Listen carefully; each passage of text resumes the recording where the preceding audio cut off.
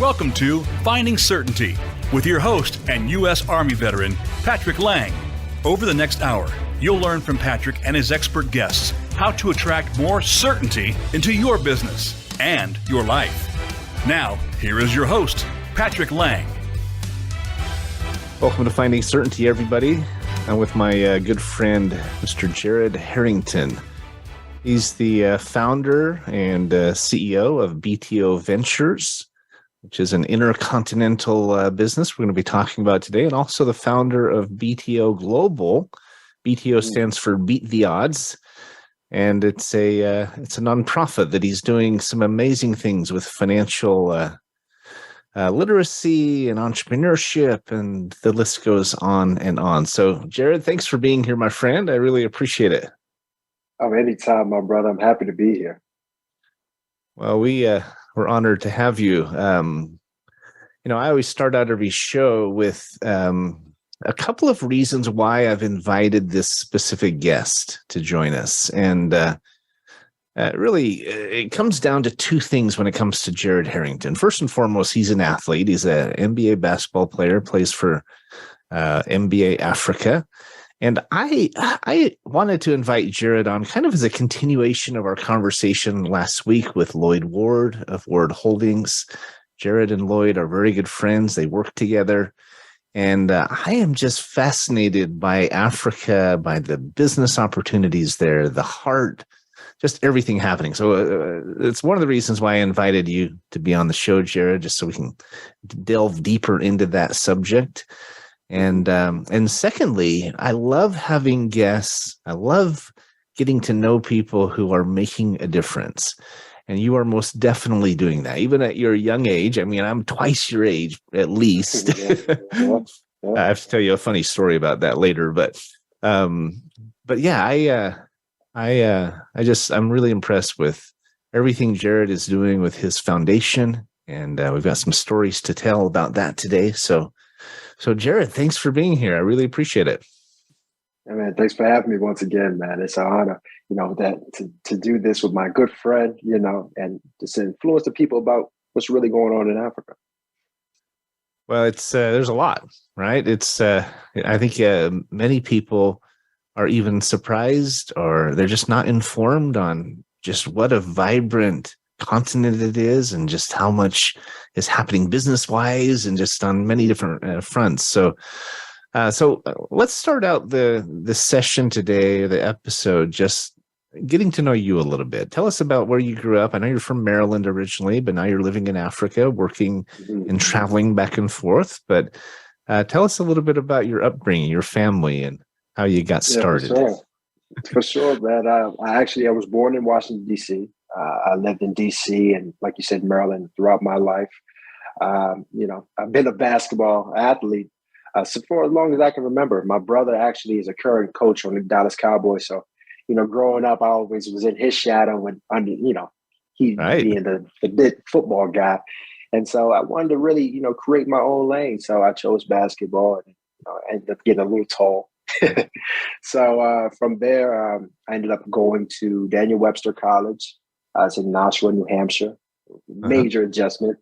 And then after that, I went to Albany State University in Georgia, did some great things there, set some records, got them on the map a little bit.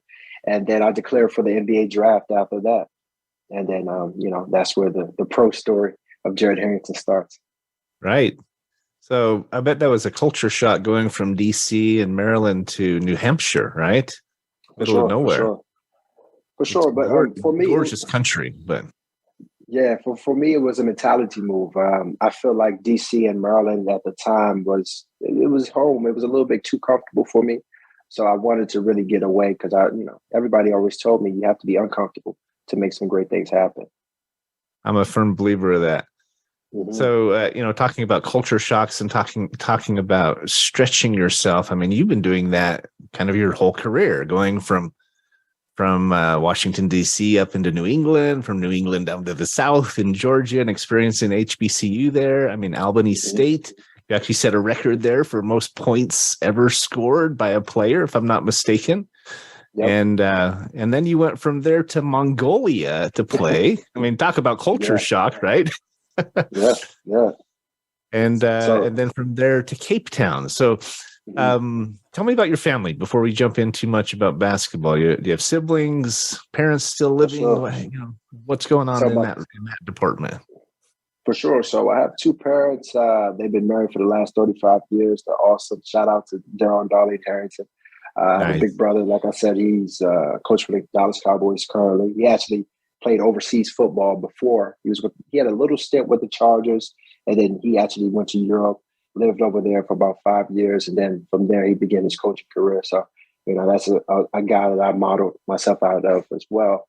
And then I have a big sister who has, she just has degrees, just degree after degree after degree. So she's, we're a very focused, tight knit family.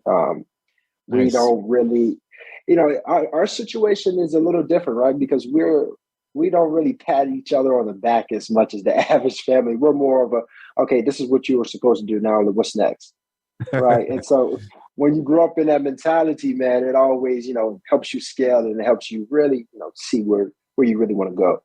Right. Isn't it like that? Our family, they motivate us in one way or the other.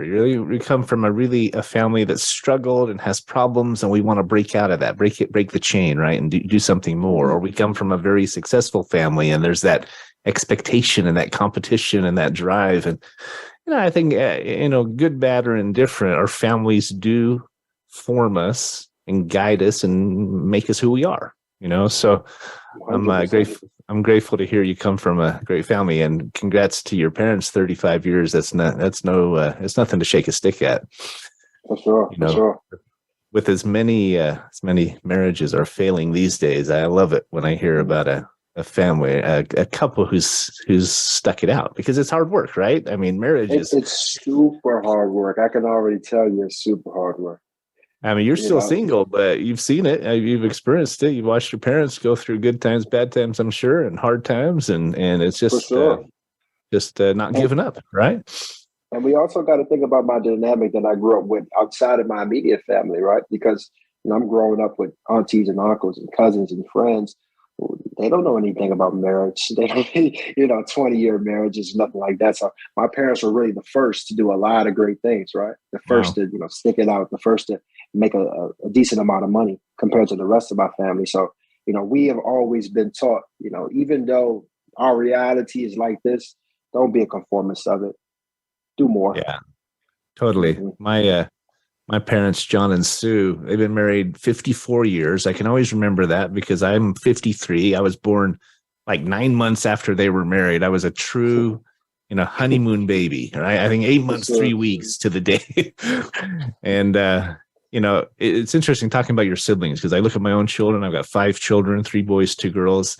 And you're absolutely right that they each picked their lane, right? You picked basketball. Your brother was football. Your sister's academics. I've got, my oldest 2, my son and daughter, are both very academic.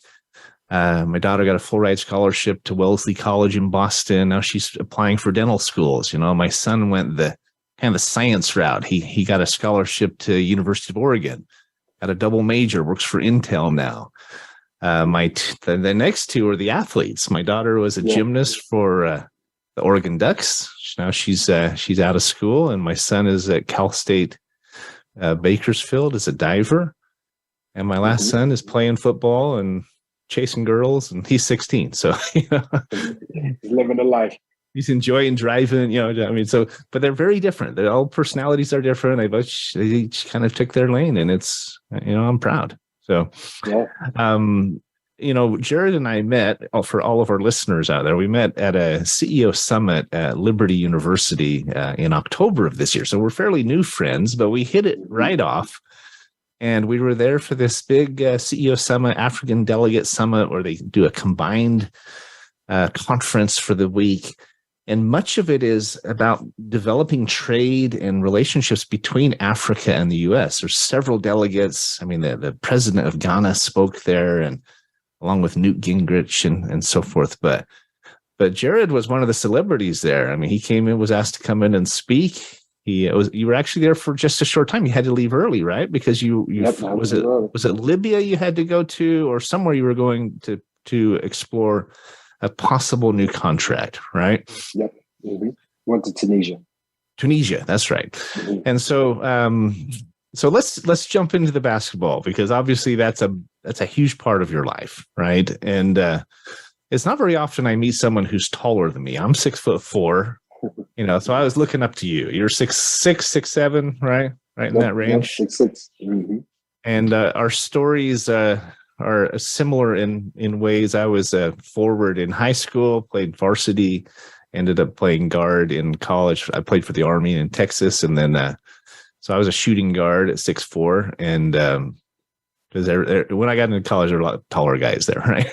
So, Mm-hmm. But you have gone from high school to college into the pros, and then you went to Cape Town. You were in Mongolia briefly, and then Mm-hmm. you went to Cape Town, where you took them to 2 championships, right? Am I Yes, correct sir. in my stats?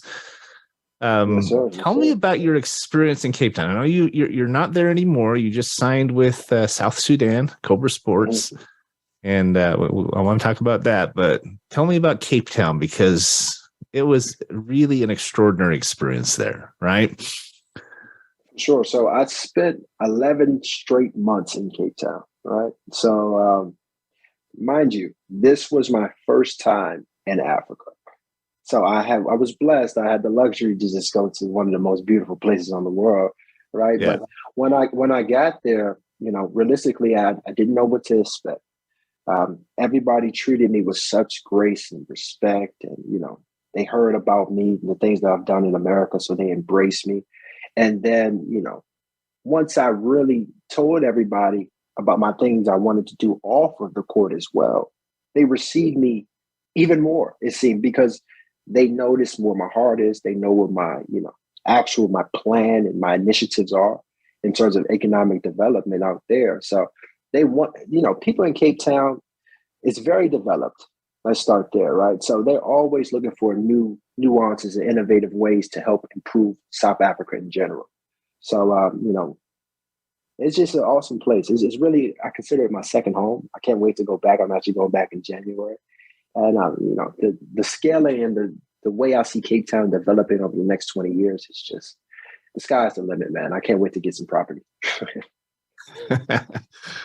Well, I think a lot of people in the States have this inaccurate impression of Africa. They think it's, just agricultural and nothing else, or it's kind of a third world country, or, behind the times a little bit, maybe. And I think it's just misinformation. They really don't understand when actually, if you go to Africa, you go to Tanzania, you go to South Africa, you go to Ghana and Nigeria, some of these major cities, especially, there is everything you could imagine, and it is cutting edge. I mean, technology and design and music and obviously sports. Am I accurate? Do you think in that many Americans have a misunderstanding of Africa as a continent? 100%. We have to do a better job as people, no matter what race, how old, how young. Whenever you do go to Africa, any part of Africa, we have to do a better job of coming back with the real information and rebranding what it really is, right? I look at us as a society, the best branders that I've ever seen is America, the home of the brave, the land of the free. And it's great. But we have to take that same approach when we're talking about Africa, right? We can no longer come in with the mindset of poverty, the mindset of they need help. No, we have to come into the mindset of, okay, they have Lamborghinis. They have, out of our 10 African-American billionaires, 40% come from Nigeria alone, right? Wow. It's certain things that we have to know. It's so much more than just the resources, but also in the private equity, the fintech space. There's some amazing things that's going on there that, some of the best gamers in the world are coming from Africa. And we all know where gaming and tech is going in the next 10 to 20 years. Yeah, so it's very, it's an emerging market, especially, you talk about the sports side of things as well. With the whole, they just brought the NBA Africa there the last 3 years, but also the NFL Africa has just approached Africa as well. So really? They're scaling, they're scaling things up at a rapid pace, man. So I suggest everybody to really tap in and get involved as early as possible. Well, the more I learn, associating with you and with Lloyd Ward and Ward Holdings, which we're going to talk about a little bit, the more I learn, I'm really intrigued, just purely from an investment standpoint, if nothing else. But it's more than that. It's more than just the investment opportunity. I mean, we can talk a little bit about the pre-IPO with Ward Holdings, because I know you're kind of a celebrity host or a celebrity sponsor of Ward Holdings, right? You're more than that. You're a business. You're involved in business development. You and Lloyd are very good friends. You've stayed at his home, I know, in Tanzania, if I'm not mistaken, and so forth. But I'm very intrigued by it from a financial standpoint. But it's more than that, because Africa has so much richness to it, and depth and diversity, and just heart. Right, the culture. I mean, obviously, I look at Tanzania a lot because I work with Lloyd a lot these days. We're doing some things together, but South Africa is the same way. I mean, every country in Africa has its own unique characteristics, and just the music and the colors and just everything. It's just so like this kaleidoscope of opportunity, right? And richness that is very appealing. It's very attractive to me. So anyway, tell me more about Cape Town. What did you like about it best? The best thing about Cape Town, other than the beaches, other than the party life, they have some amazing people, man.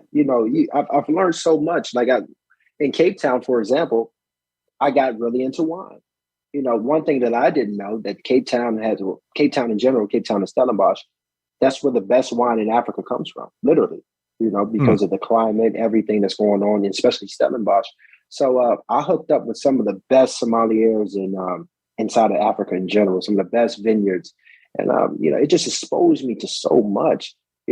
From an international business standpoint, I find that a lot of people that have businesses there, they're from all over in the world. Europe, a lot of Europeans live in Cape Town, right? A lot of people in America, they live in Cape Town. And they actually brought their businesses from where they started at, and they brought it to Cape Town for a better opportunity, also a better way of living, because you can get the exact same thing for a cheaper price. And, if you're a business person, that's where you want to be. So right. Cape Town it's a one of a kind place. Yeah, how does the cost of living compare to the U.S.? For sure. So let's break it down like this, Pat. If we go out to dinner, okay, we go get a lobster, we get a bottle of wine, we get everything else, entrees and everything. An expensive meal that may cost $300 here in the States, it would literally cost about $70 to $60 in Cape Town. Wow. If not better quality as well. Exactly. And it's kind of like Malibu or somewhere, right? I mean, the beaches are incredible. Exactly. The beaches are incredible. Did you learn how to surf while you're there? That's my question. The sad part about being an NBA Africa athlete, I couldn't hike, I couldn't surf, I couldn't ride horses, I couldn't do anything of that nature because of my contract. Right. They don't want to risk you getting hurt. You're an asset. Exactly. Well, I got to tell you, I've been watching some of your highlights of your game, and my favorite move you do, which is actually my favorite move, is when you fake left and spin to your left and lay it in. And I do that move all the time, and they're left holding their jock, trying to keep up. And you do that a lot. I see that a lot in your highlights. You know which move I'm talking about, right? Yeah, exactly. It's a nice go-to, man. Actually, one of my veterans, Ben Uzo, he taught me. He played for the Raptors for a long time. He taught me that move, so I implemented it into my bag. It's unstoppable because they're either going to foul you or you're going to score, right? Exactly. All right. Well, we are up against our first break, but we're visiting with Jared Harrington. He's an NBA basketball player with NBA Africa, entrepreneur, philanthropist. Lots more to talk about, so don't go away. We'll be right back, and we'll continue the conversation.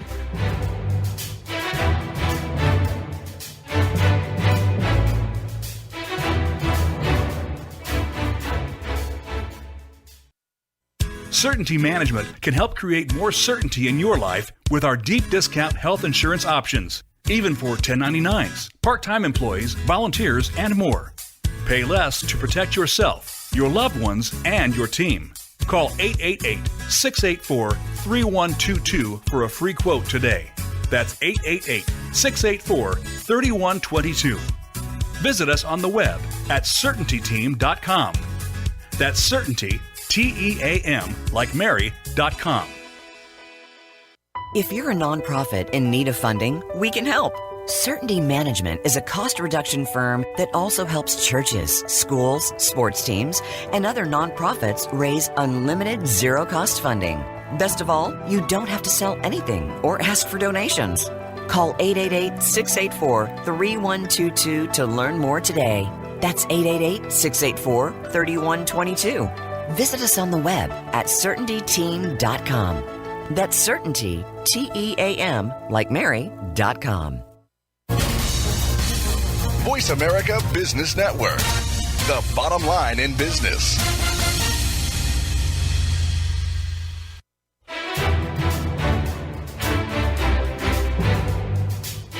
You are listening to Finding Certainty with Patrick Laing. Have a question for Patrick or his guests? Join us on the show at 866-472-5790. That's 866-472-5790.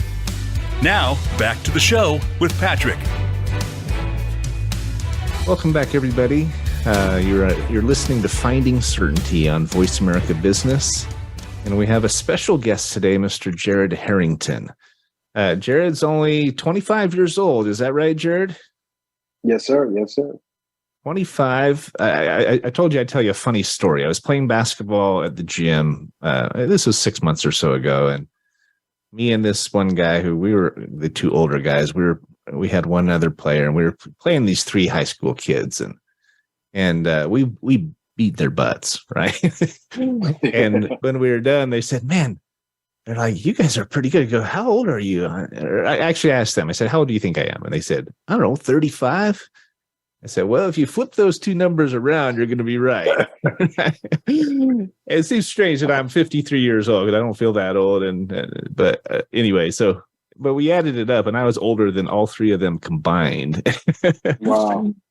So, I look back at when I was 25 years old and I wish I had my head on as straight as you do and had accomplished as much as you do. I was still trying to figure out my head from my butt, when I was 25. And yet you are doing so much with your career and with your business. And so I want to jump into that. Tell us a little bit about BTO, about Beat the Odds Ventures, and then maybe later in the show we'll get into Beat the Odds Global, which I know is where your real heart is. That's your passion. But let's talk about the business. Sure. BTO stands for Beat the Odds. How did it start, and what does it do?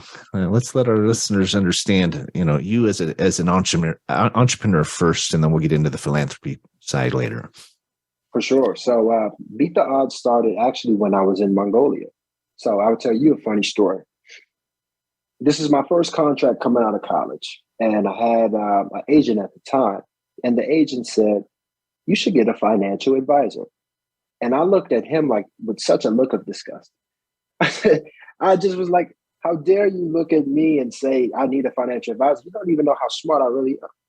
So it motivated me to to really get smarter. And so I tapped into all my resources. I learned about private equity. I learned about VC, and I just locked in. So every day in Mongolia, my schedule was to wake up, work out, go to practice, and study. And I would do that every single day while I was there, right? And to a point where it's like, okay, other athletes need to take the same approach. They need to take this mentality. They need to take, everything that I want to do with financial literacy. And what can I do to help the masses, especially with my already built platform from the athlete perspective? So I said, Beat the Odds. And then boom, it sparked it. So Beat the Odds started out with just financial literacy. And as we've grown this time in Asia and Africa, we actually turned into a literacy conglomerate. And so we teach different forms of literacy, not just financial. So if that's legal, right? If that's blockchain, metaverse, not metaverse, Web3, crypto. It goes very, very extensive. And we even go extensive to a master monetization course that we teach with each curriculum, because at the end of the day, it starts with a mentality, right? Right. So we find some of the best experts all over the world to feed back into our curriculums, into our platforms. And we really make it a standpoint through our media, our curriculum, and our events. Well, and this is no small endeavor, right? One of my very first guests on Finding Certainty, he's owned a credit repair company for 30 plus years. Actually, one of the first credit forensic or credit restoration companies in America. And he talked about how he actually tried pushing a program into the schools that would teach kids about finance and teach them about how to use their credit and these principles.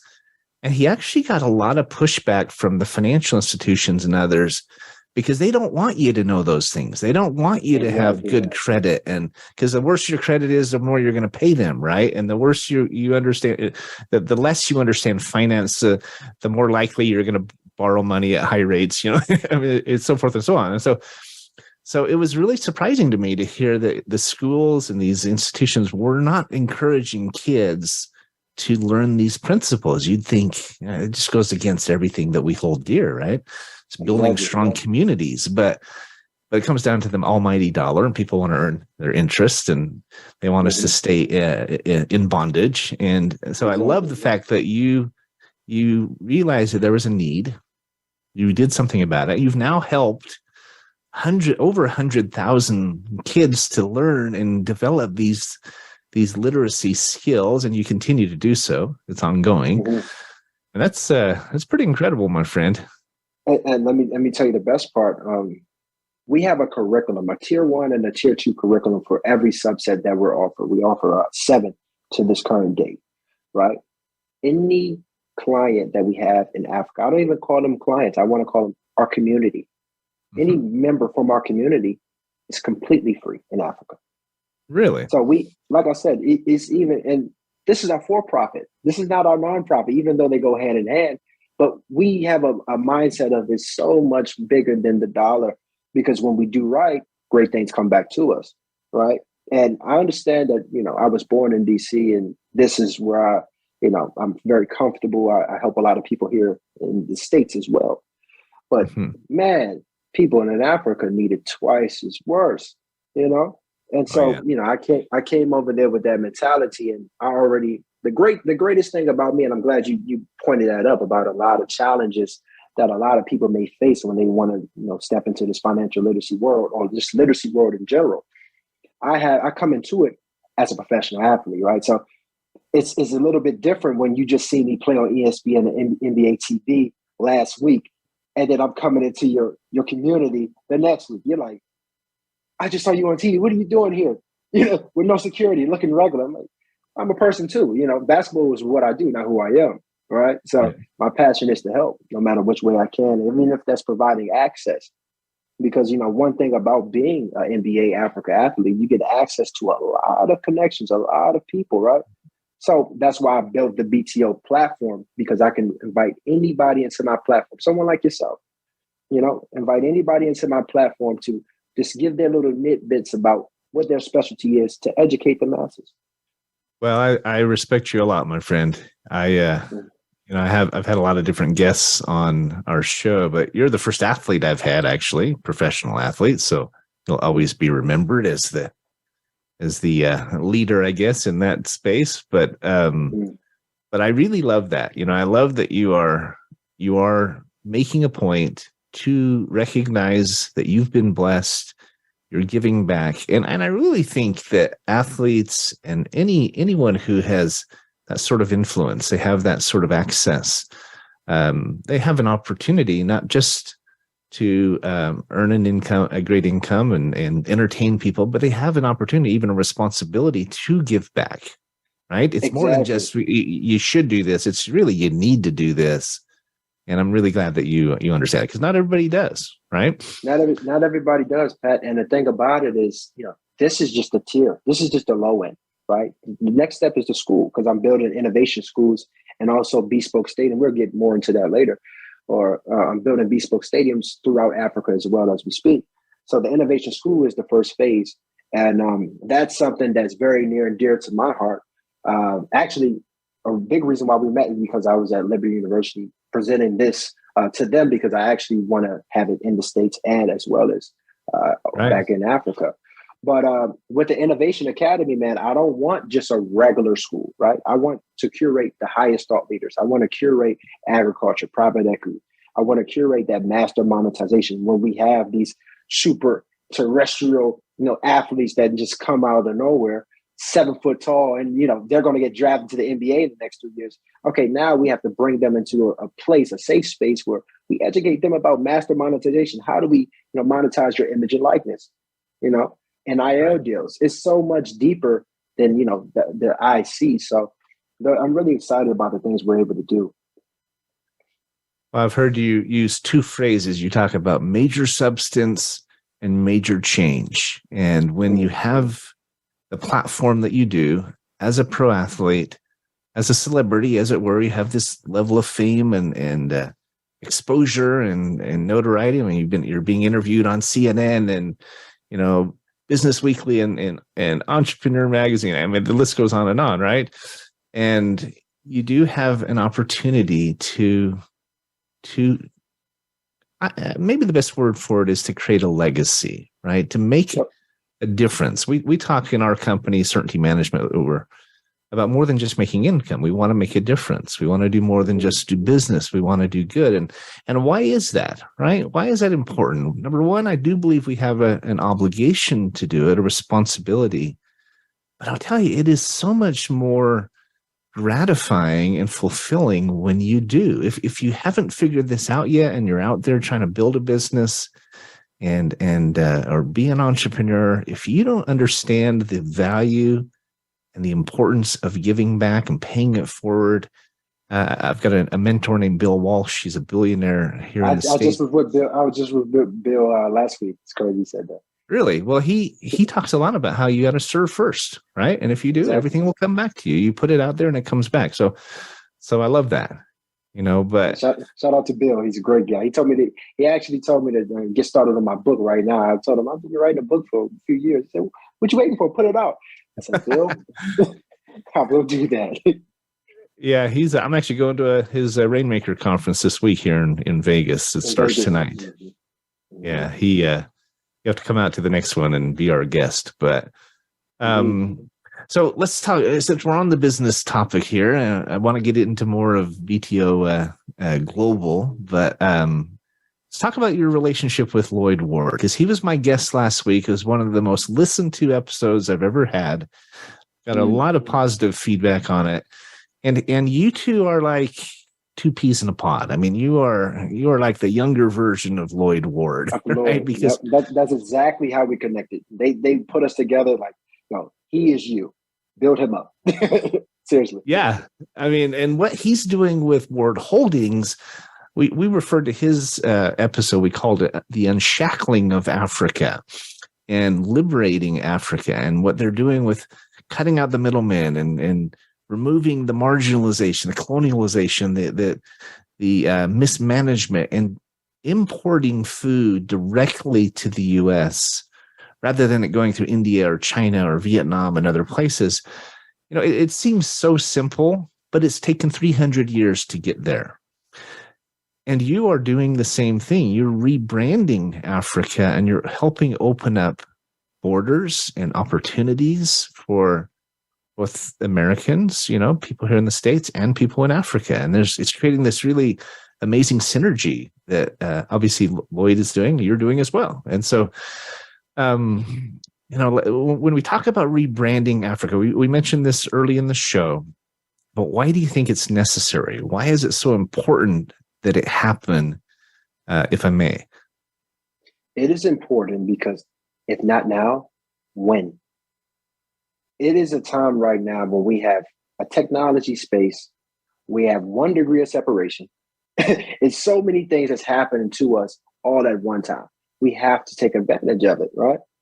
Because at the end of the day, we've been seeing Africa has been at a place of, third or fourth or fifth, never at a highlighted moment. Exactly. Never at a highlighted moment of, we can be number one. with the masses, the average age of Africans right now is 19 years old. That should tell you something, and that's a major fact that a lot of people don't understand. It's a young continent, literally. So when you think about the youth, you think about the tech, it's a no-brainer that both of them are going to be at the top. Now it's a matter of, does it happen today? Does it happen in 10 years? Does it happen in 40 years, 60 years? Only time will tell. But one thing we do know, it will happen. Well, the thing is if you're smart, then you want to get in and ride that wave, be a part of it, help support it, open up doors. As I said, just strictly from a financial standpoint, Africa is the place to invest these days. I mean, Lloyd is spot on with Ward Holdings and their pre-IPO. They're making it transparent. They're making it public. They're going to take it to NASDAQ. I mean, if you want a phenomenal investment, get in on one of their pre-IPO meetings they have twice a week and buy some shares at 10 cents a share, because imagine if they went to $100, $200, $300 a share like Apple and these others have. I mean, it could literally make millionaires being a part of something that has been a long time coming, but is actually coming to pass. They're already valued at $5.6 billion, and they've just had their first shipment of cashews come into the country 3 weeks ago. And so, now, did you get a chance to go to Tanzafest, or were you out of country or out of the? I was out of the country. I was out of the country at the time. I didn't go, but I'm in constant communication with them daily, so I know it went well. I'm really, outside looking at it, I'm just proud of the efforts and things that they're doing, because me and Lloyd, we talk all the time. He's opened up a lot of doors for me to make my job a lot easier as well. And then the reciprocity that that we have is that I'm able to have that social capital from, a broad standpoint. So a lot of people, they want to hear what I have to say. So it's a no-brainer, man. I love Lloyd. Well, you do. You have a good platform, and you have a voice that people are listening to, Jared. They want to hear it. And you hit a really good point. I think a really important point about the age of the majority of the population in Africa is very young age. They're millennials and beyond. And so it's this whole new generation that's coming up. They want the opportunity. They're willing to work for it. Some of the hardest workers, most humble, most extraordinary people I've ever known were from Africa. And I'll tell you where I say that. I lived in Italy for 2 years. I did a service mission for my church in Italy, and later went back as an interpreter with the army. But I had several friends from Ghana and Nigeria, and they were the most incredible people I've ever known. Not only talented and the hardest workers I've ever met, but so humble and I think it's an important piece to it all.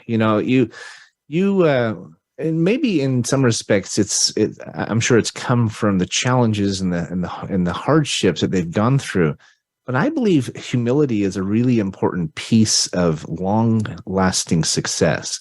It's one thing I liked about you, even though you've accomplished these amazing things in the first quarter century of your life, and you walk down the street there in Cape Town or South Sudan, and people come up and ask for your autograph, and et cetera, et cetera.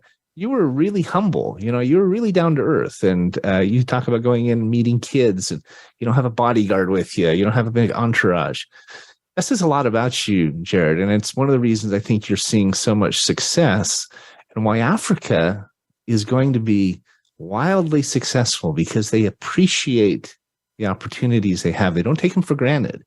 Right. And they're not arrogant about it, even when they're wildly successful. At least in my experience, most Africans I've met are just really authentic and genuine. They're really down to earth. So would you agree? Precisely. I would agree 100%. Actually, one of the speakers that I have, his name is Julius Malawi. He's coming in, and we met at a conference, Unstoppable Africa. I had no idea this guy was a billionaire. We were sitting over there drinking our wine and just talking regular, right? And so he never even mentioned his accomplishments or nothing he's done. This guy's built cities. This guy's helping Akon build his city, right? And I'm up here talking to this guy about food and drinks and how we like it. It's just, I love that type of approach, because he didn't even know I played in the NBA Africa as well. We're just two guys talking about how can we make a change, So I would say that they do have a level of humility over there. And they also have a level of they want more, right? They're tired Hungry. of, they're hungry, man. They're tired of getting that notion of, okay, nothing is going on over here. They want to stand up. They want to really push, the narrative of this is the new Africa. Right. Well, we are up against our second break and last break. So we'll take a quick break and we'll be back in another minute. And we're listening to Jared Harrington. He's an NBA basketball player. Splits his time between Washington, D.C. and currently South Sudan. So let's come back and talk about your new contract and the new move you've made. And let's get into your nonprofit as well. Hold tight, guys. We'll be right back.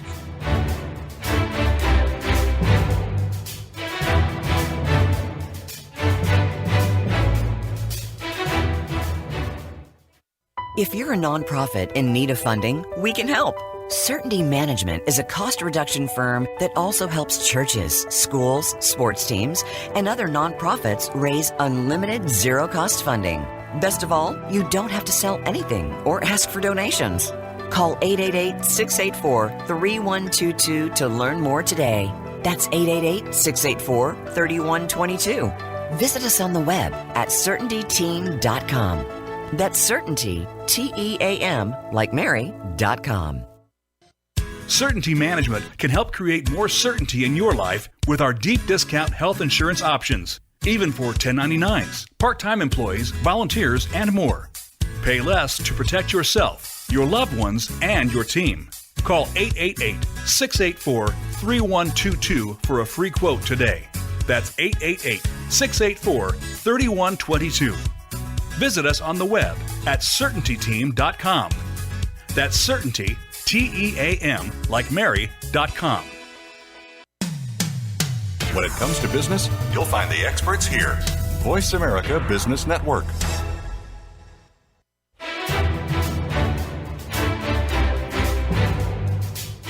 You are listening to Finding Certainty with Patrick Laing. Have a question for Patrick or his guests? Join us on the show at 866-472-5790. That's 866-472-5790. Now, back to the show with Patrick. We're back with Jared Harrington, NBA basketball player. He's currently playing for South Sudan, Cobra Sports in the Nile Conference, right? Did I get that right? Yes, sir. Yes, and just a recent transfer not too long ago that you contracted with them, decided to leave gorgeous Cape Town and move to, is it Juba, South Sudan? Is that where they're headquartered? I was in Juba, South Sudan. Mm-hmm. So tell us just briefly, and I want to get into the nonprofit before we run out of time here, but tell us briefly why you made the move, why you decided to go from Cape Town to South Sudan. For sure. One thing we all know, business is business, right? So South Sudan came with an offer that I couldn't resist. And so I had to make the best business decision for my career, all in all. I understand. Plain and simple. Yeah. You miss Cape Town, but it's Juba. It's a beautiful city. So Juba is a beautiful city. It's still developing. I spent about 2 months in Juba with the team training before, because, in the NBA Africa, we're all in a bubble in Egypt. And then after that bubble in Egypt, we go to our next bubble in Rwanda. So like I said, I spent that 2 months out there. It was amazing, man. The people received me so well. I see that they're trying to build a lot there, right? South Sudan has one of the best basketball teams in the world. And a lot of current NBA guys actually come out of South Sudan. So a lot of people are dumping millions and millions of money down there. So it's going to be very successful. I love the fact that the NBA is investing so much into Africa. I mean, they've obviously seen the value of that investment. They're building gyms, they're, and stadiums and so forth and so on. And, they know it pays off. Some of the greatest players in the world have come out of Africa, and, like Mr. Jared Harrington, right? For sure. You are and making your own name as there. Well. That's right. Yeah, so I mean, the reason why I bring up Dikembe, even though he's still a little ill currently, we're actually his business and my business. We just collaborated He has a business with self-sustainability water, and he's coming in because I told you I'm trying to build bespoke stadiums as well as innovation academies throughout Africa. So shout out to Dikembe. Hope he gets better. Well, we are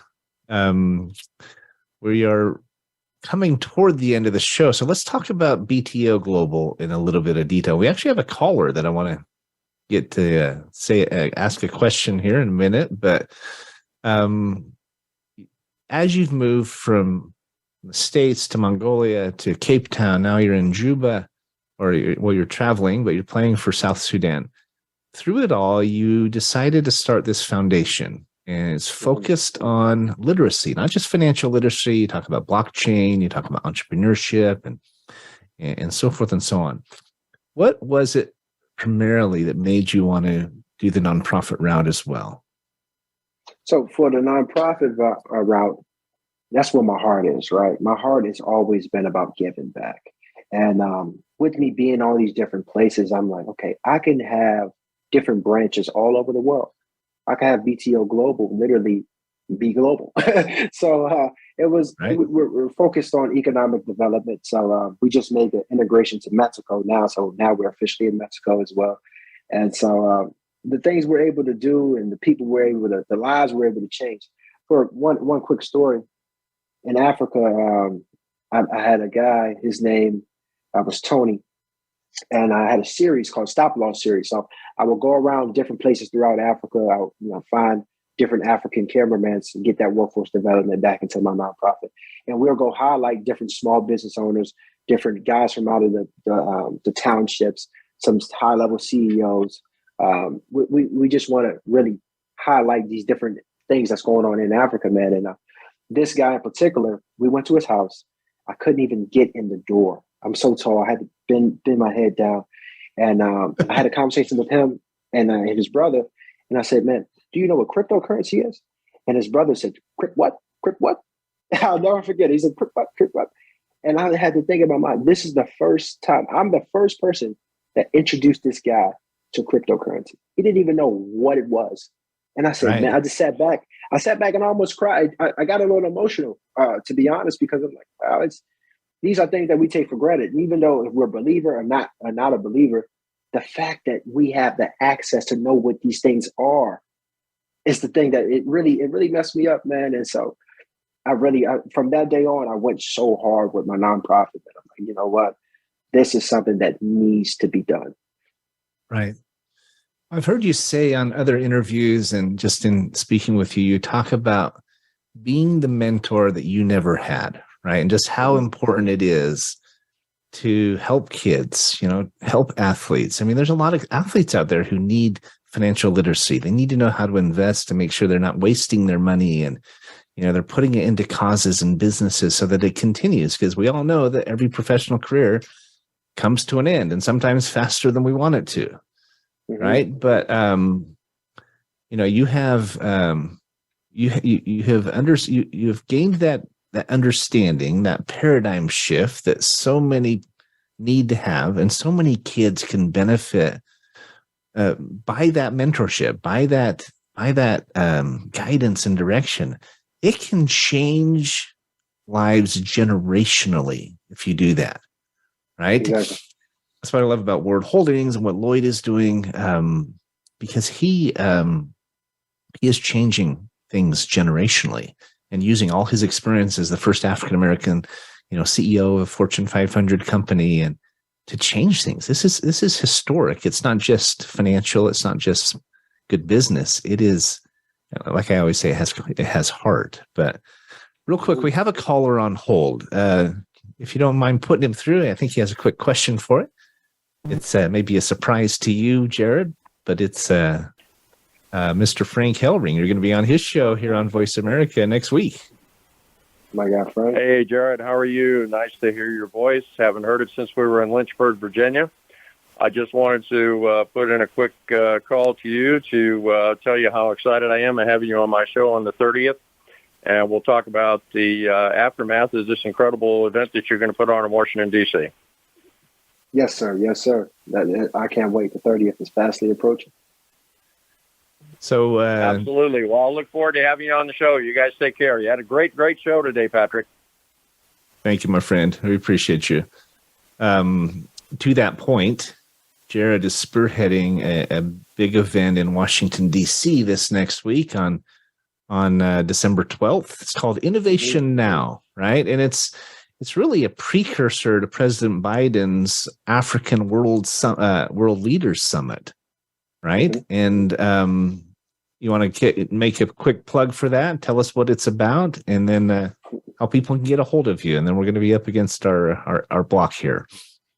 For sure. So Innovation Now, we're just highlighting how do we bridge business between African and American and also global business, right? So I'm bringing in Judas Malawi as a speaker. Lloyd is also a speaker, and also U.S. Representative Oye is speaking as well.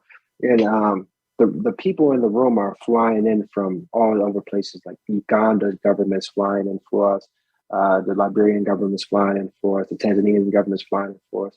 And we just really coming up with innovative solutions of that one problem, because at the end of the day, we need to bring business to Africa, and Africa needs to bring business all over the world, right? So how do we help each other?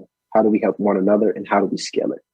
So, like I said, I'm excited for that event. It's a precursor to Joe Biden's summit, and the first of many. Yeah, fantastic. Well, I wish you the best of luck, Jared. For sure. It's interesting. I see this in Lloyd. I see this in you, and several of our guests are great examples of throwing that pebble into the water that becomes a rock, becomes a boulder. It has these ripple effects, right? You become a basketball player. You end up going to Africa. You start your business, start your foundation, and you start having these ripple effects that just keep going, right? I mean, one of the things you did when you were in Cape Town is you helped stop people from being evicted illegally. And I know it's one of your proudest achievements, right? I've heard you say that. Who would have thought that you'd be in Cape Town, helping people save their homes, right? And who would have thought, right? And now you're meeting with, world leaders and as a precursor to the President's Summit, and you're bringing together these minds, these not just business leaders, but government leaders, global leaders, to talk about solutions. Africa has 60% of the arable land in the world. They will be the leader in food production and really feeding the planet as we approach 9 billion people. If that doesn't turn somebody's head, I don't know what will, right? Exactly. Because we all got to eat, right? We all got to eat. It's kind of important. It's like I saw a quote once that said, money isn't that important, but it's right up there like with oxygen on the gotta have it scale. Food is the same, right? Exactly. So any last thoughts as we wind this thing down? Oh, man, first and foremost, just appreciate you, Pat, as always. The things that I'm doing, I couldn't do without God. So I always have to give him the glory. And also anybody that wants to stay tuned or, join our initiatives, we also have an initiative with Google headquarters in Africa. We're sending 10 kids from my area in Washington, D.C. We're sending them to Google headquarters for workforce development, potentially get a full-time job and also get that rebranding of Africa like I spoke about. And so we have tons of initiatives like that. But follow me on at Jared Harrington 10. Also, follow our for-profit at BTO Ventures and also our nonprofit at bto.global. And then for our website is www.btoglobal.org. Well, you've been a great guest, Jared, and it's always a pleasure. Best of luck with your event this coming week. Wish we could be there, but we will be cheering you on from this side of the country. And one of these days we'll go to Cape Town together. I'm looking forward to it. I'm looking forward to it, man. Bring your golf clubs. I will. I'll bring my basketball. Maybe we can play a little one-on-one. You got to go easy on me, though. For sure, man. For sure. Well, we've been listening to Jared Harrington. He's the founder and CEO of BTO Ventures, Beat the Odds Ventures, and BTO Global, doing a lot of great good. And continue those ripple effects, Jared. You're going to change millions of lives. We will be rooting for you, cheering you on, and helping if we can. And it's been an honor. Thanks so much for being here, my friend. Anytime. Can't wait to come back. All right. Take care, guys. Have a great day, and thanks for listening. We'll see you next week.